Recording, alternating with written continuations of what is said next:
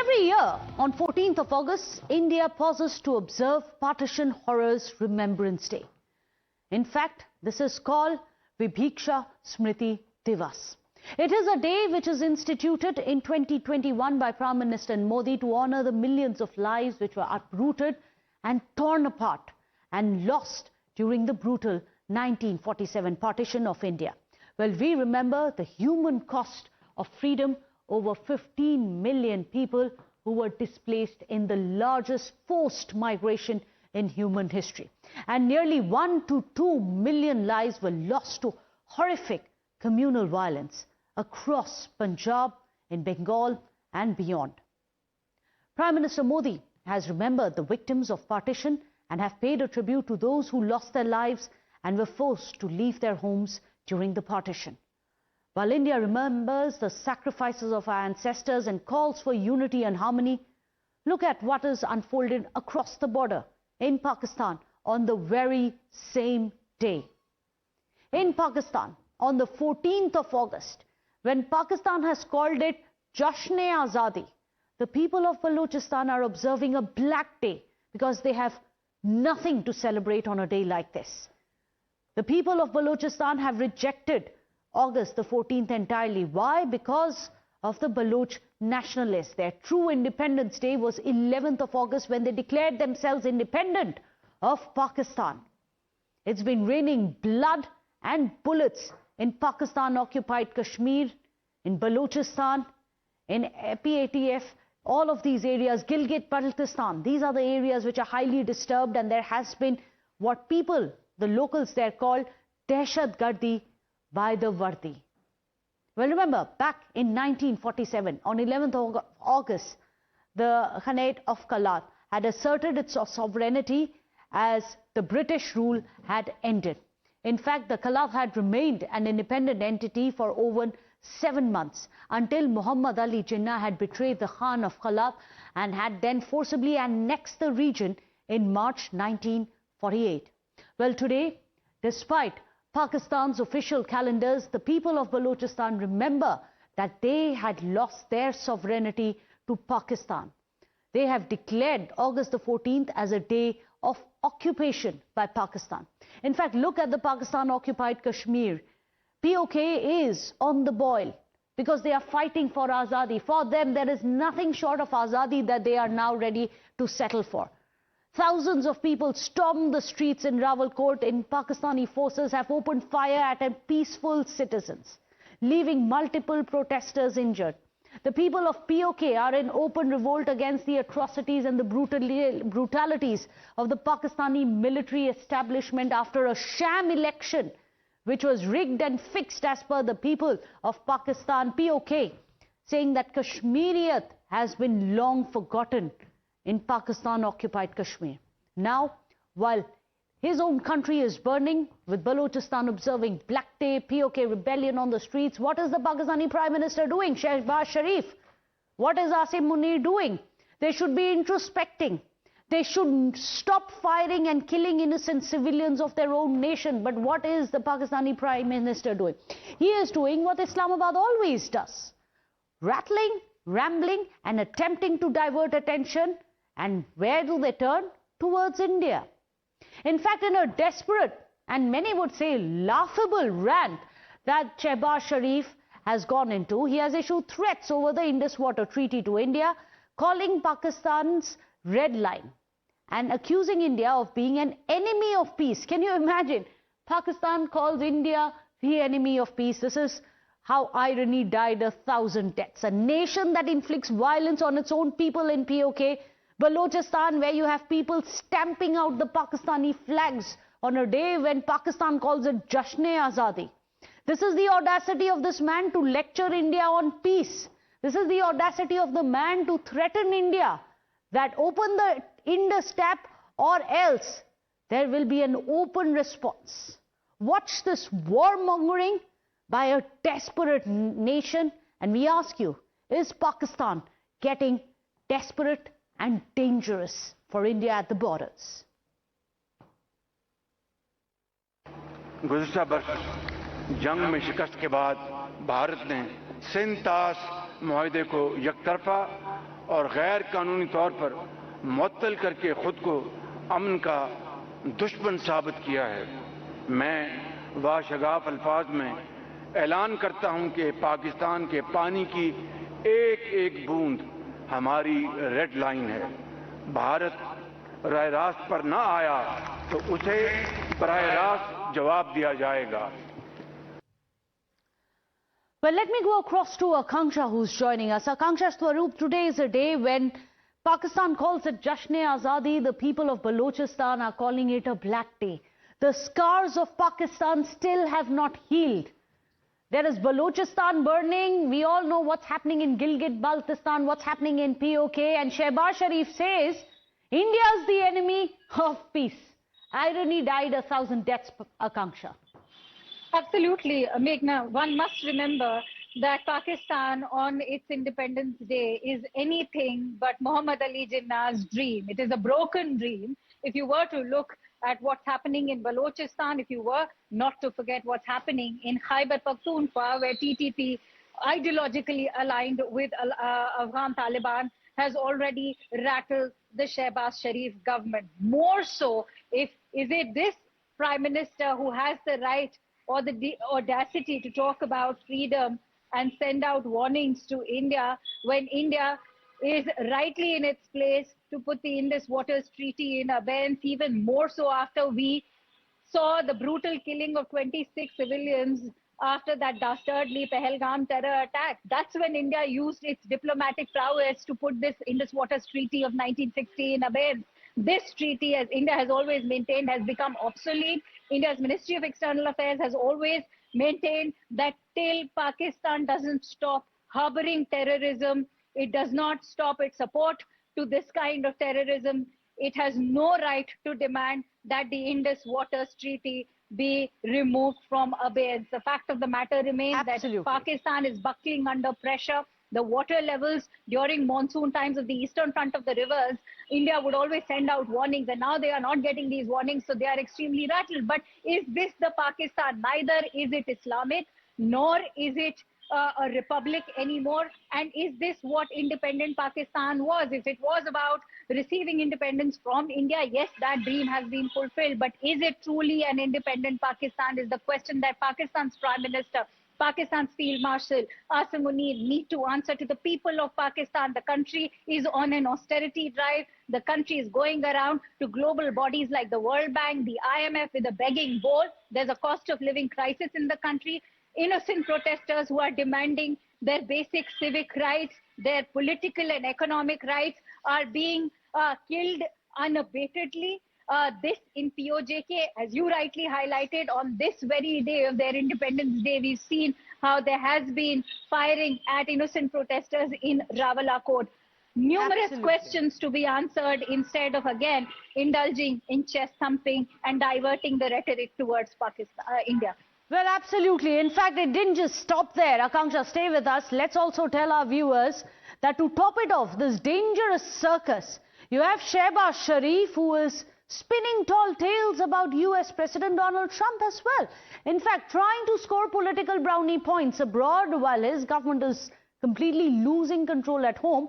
Sharif now says that he wants to specifically thank Donald Trump for facilitating the India-Pakistan ceasefire. Another lie to try and get some kind of brownie points from America. Watch this. ताल्लुकात मजीद फलते फूलते रहेंगे। यहाँ पर मैं America के सदर Donald Trump का खुसूसी शुक्रिया अदा करना चाहता हूँ, जिन्होंने गुज़श्ता बरस पाकिस्तान और भारत के दरमियान बरवक्त जंगबंदी करवाकर लाखों मासूम जानों को हलाकत खेजी से बचाने के लिए इंतहाई मौसर और तारीखी किरदार अदा किया।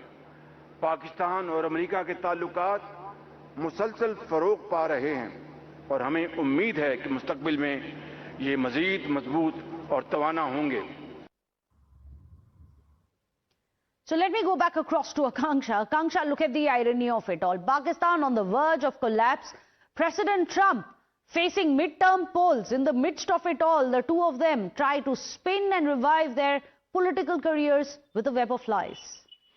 Oh, absolutely. And we all know the kind of sycophancy that has been displayed by the current establishment in Pakistan, especially when it comes to the US President Donald Trump. They have been able to read his mind that, yes, this is a president who is prone to sycophancy, and perhaps massaging his ego might help. But the fact of the matter remains, what victory is Shehbaz Sharif talking about? This when the Pak DGMO was the one to beg India to come to a meeting, and it was a bilateral meeting between both the DGMOs, and that's when India decided to pause Operation Sindoor. The fact that their air bases had been completely decimated, their aerial systems had been decimated, this is all on record. We have video photographic evidence of all of that. So what victory is the Pak Prime Minister in fact talking about? It only goes on to indicate that Pakistan is currently resorting to the lies, the sham, and whenever it finds itself on the back foot, as we are already witnessing in POK, Meghna,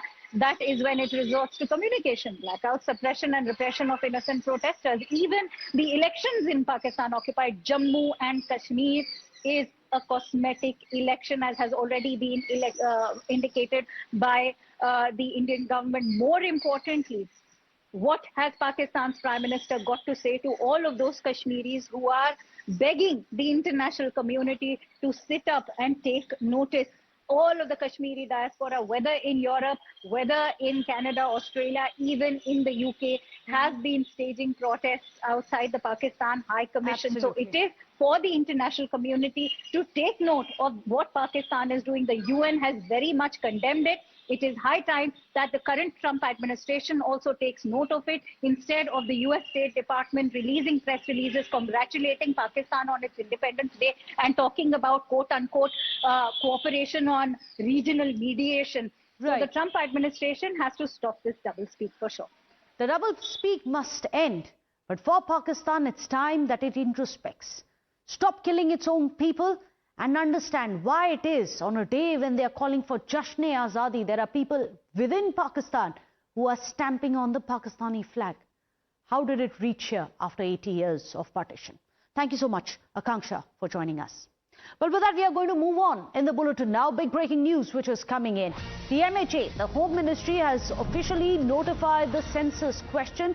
For the first time since independence, the word caste is now added to the census. Questions related to what your caste is going to be collected and asked. This caste data is going to be collected, and this is going to be much beyond just SC and ST. Right after this, you have Congress raising doubts on the intent as to why does the government need to collect data on people's caste. Notification keeps caste question open-ended. In fact, the Congress is raising doubts over why it's been kept open-ended.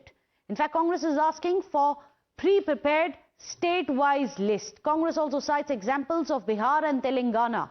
Well, that's the question. In fact, we are going to go across and show you exactly what Jairam Ramesh has said. Well, this is a post which has been put out by senior Congress leader, General Secretary Jairam Ramesh. Jairam Ramesh has said, I'm going to read it out. It had been widely expected that the caste question will be asked with a pre-prepared state-wise list, as had been done in Bihar and Telangana caste surveys, with the response being just ticked appropriately. This has unfortunately not happened, raising serious questions on the intent. So remember, when there was a caste census in Bihar and Telangana, it was a multiple choice questions. You had to tick which caste that you were part of. Now Congress is saying that it was expected that that would have happened. There'd be a prepared state-wise list which would be released, and people would be asked what their caste is based on that. But Jairam Ramesh now saying, unfortunately, that has not happened in the caste census, which is going to be conducted, saying it raises serious doubts on the intent of the government itself. Well, there you have it. Let me go across to Pragya. Pragya, why is the Congress so worried? Caste census is something that they themselves have carried out in the states in which they have been ruling. Why is it red flagging the centre's caste census?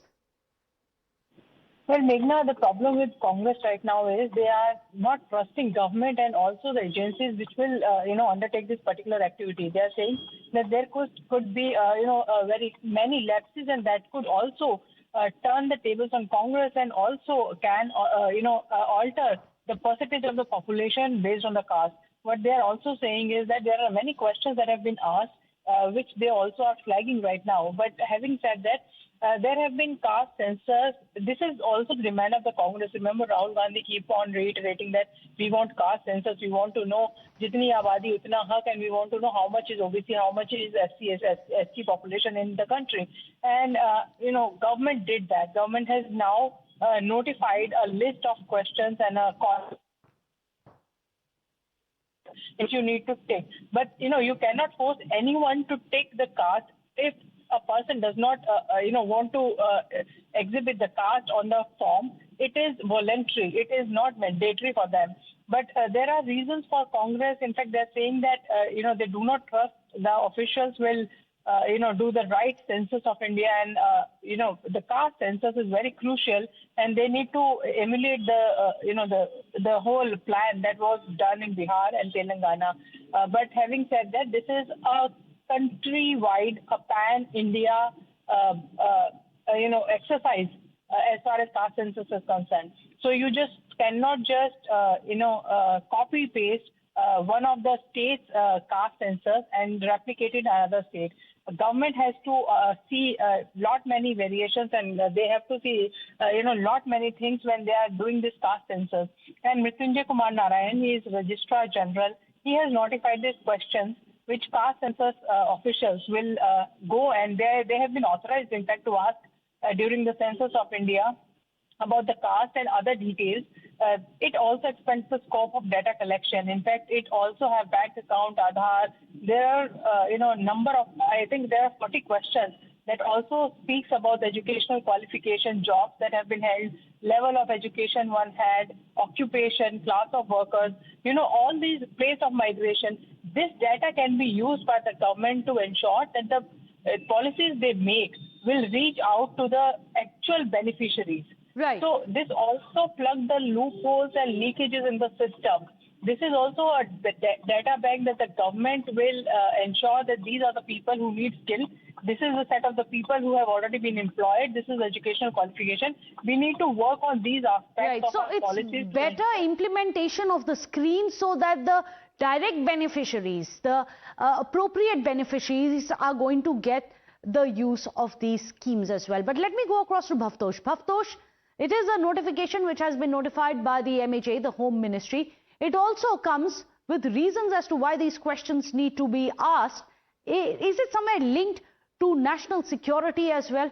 How does that get impacted? Well, this issue, highly contentious issue, has been doing rounds for years now. But the government has now clarified that these would be the 40 questions that will be asked. As my colleague Pragya was also saying, that this was also carried out in opposition state, where it was in fact cut, copy, pasted whatever the respondent said to which caste they belong, and exactly that has been followed by the census that would be conducted. The census would now ask the respondent to which caste they belong, whether they belong to scheduled caste, scheduled tribe, or whether they belong to OBC or to the high caste. Now, this matter has also gone to the Supreme Court, particularly the issue of sub-classification of scheduled caste and also that of OBC. It does not even limit it to whether the individual belongs to scheduled caste reserved category. It also belongs to the rather larger issue of whether reservation should be only limited to government job or should it extend to the private sector.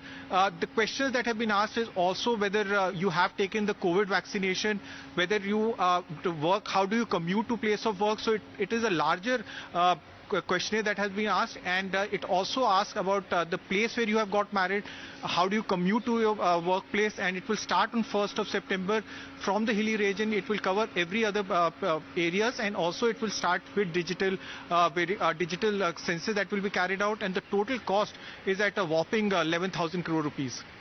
11,000 crore rupees is going to be spent, but then this is going to be a significant database for all the citizens who are there in India. Thank you so much, Bhavtosh, as well as Pragya, for getting us the details of what the census is going to be looking like after it kicks off. Well, on that note, we are going to be wrapping up Setting the Agenda. Thank you so much for watching. We are going to see you again Monday, 12 noon, right here on Times Now. Don't go anywhere.